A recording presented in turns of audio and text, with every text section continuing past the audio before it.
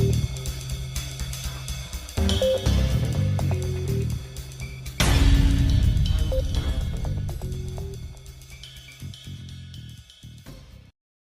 Friends, welcome to Jhansi stitching vlogs. அடுத்து என்ன பார்த்தோம் அப்படின்னா, மிஷினில் எப்படி ஊசியில் நூல் கோர்க்கிறது அப்படிங்கிறத பார்த்தோம்.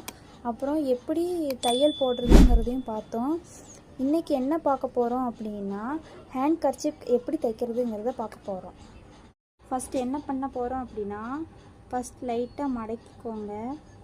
இப்படி மடக்கிக்கிட்டு அப்புறம் ரிட்டன் இன்னொருக்கா மடக்கிக்கோங்க. இப்படி மடக்கிட்டு இப்போ நம்ம அது மேலே தையல் தைக்க போகிறோம். இப்படி வச்சுட்டு அப்படியே அது மேலே தையல் போட ஆரம்பிச்சிருங்க. மெதுவாக ஸ்ட்ரெயிட்டாக தையல் போடுங்க.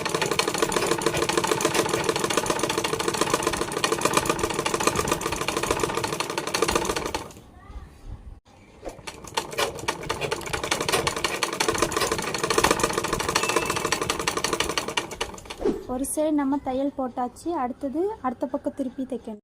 அப்படியே ஸ்ட்ரெயிட்டாக தையல் போடுங்க.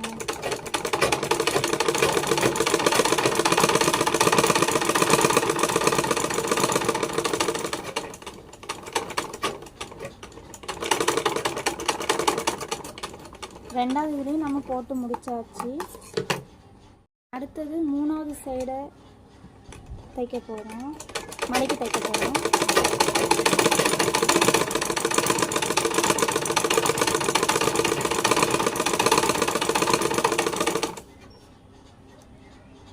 மெதுவாக ரிட்டன் மடக்கி வச்சுக்கோங்க. மடக்கிட்டு மெதுவாக தையல். மூணாவது சைடும் நம்ம தைச்சி முடிச்சாச்சு. தைச்சி முடிச்சுட்டு இப்படி கட் பண்ணிக்கோங்க. கட் பண்ணிக்கிட்டு நாலாவது பக்கம் தைக்க போகிறோம். அதே மாதிரி மடக்கி மெதுவாக தையல் போடுங்க.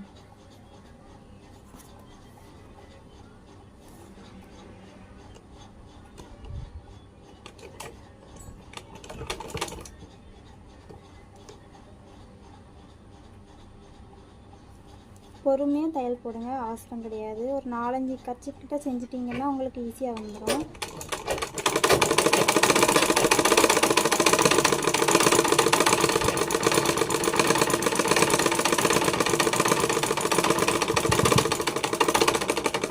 அவ்வளோதான், தையல் தைச்சாச்சு.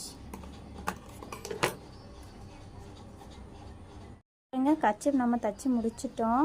எப்படி 4 சைடும் அழகாக வந்திருக்குன்னு இதே மாதிரி நீங்களும் செஞ்சு பாருங்கள். ஒரே இதில் வந்துடாது. ஒரு 4-5 டைம் திருப்பி செஞ்சு பாருங்கள்.